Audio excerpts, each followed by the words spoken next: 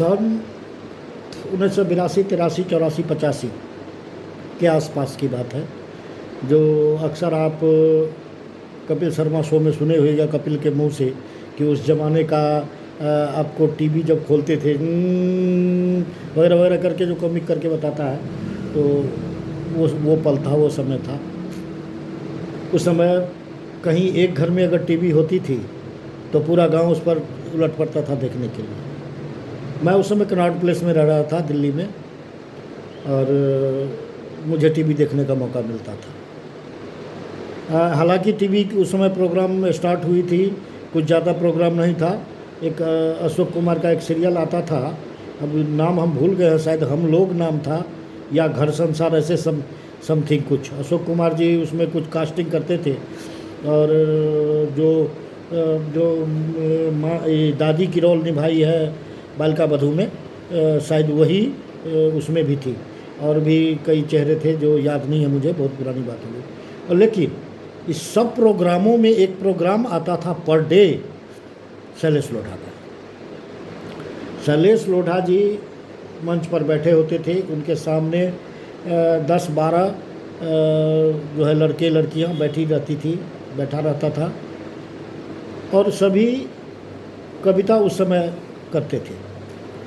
मैं और कुछ नहीं देखता था टीवी में। उस समय भी लोग टीवी से चिपके रहते थे, मैं नहीं ज़्यादा चिपकता था। लेकिन जब भी शैलेश लोढ़ा का टाइम होता था, मैं सारा काम छोड़ के टीवी के पास दौड़ता था।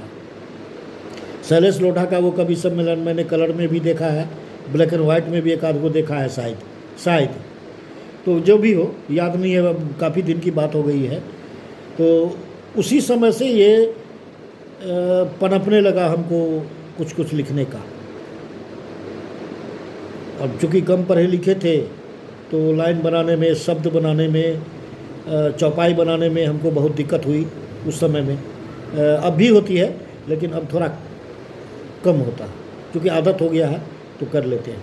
तो मैं उस समय से लिखता हूँ, वही कविता, कुछ गीत, यही लिखता हूँ। मैंने कितना लिखा होगा ये मुझे खुद याद नहीं है, लेकिन जितना भी लिखा है मैं पहले कॉपी पर लिखता हूँ, फिर मैं इस पर डालता हूँ। चूँकि एक बार और बताया था मैंने, मेरा एक लेख चोरी हो गया, चाचा दी ग्रेट, चोरिए कहेंगे हम उसको। अगर हम चाहते तो उस पर कंप्लेन कर सकते थे, लेकिन हमने किया नहीं। बीज भारती को भेजा था मैंने, मेरा ही लिखा हुआ है, जिसमें कुछ थोड़ा सा फेरबदल करके उस सीरियल को चलाए रेडियो पर। बहुत दिनों के बाद हमको सुनने को मिला, लगभग 20 बरस बीत चुका था उसको भेजे हुए, तो मैंने कुछ किया नहीं इस पर। और उसका अवशेष भी मेरे पास कुछ बचा हुआ नहीं था, बाढ़ आई, सैलाब आई, सब बह गया। मैंने कितना अभी भी कॉपी होगा, अभी भी कितना रजिस्टर होगा मेरा भरा होगा।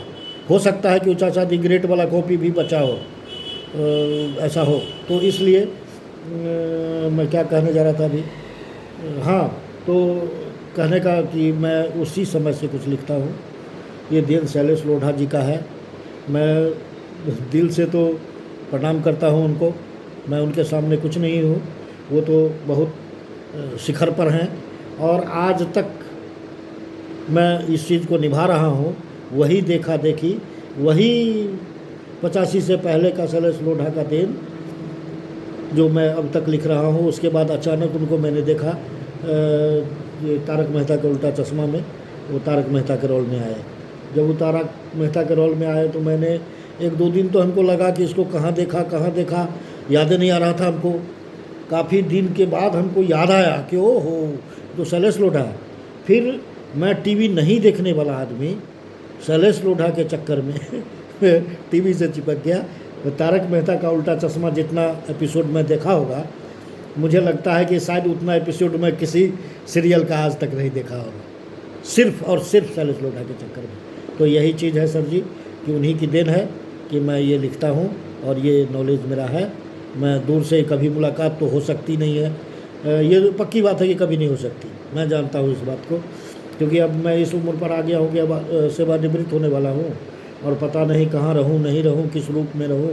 तो अब इस अंत उम्र में क्या इच्छा करना, इसलिए जहाँ भी है वो मेरा सादर प्रणाम है उनको, और उन्हीं के का दिन है कि मैं इसको चला रहा हूँ।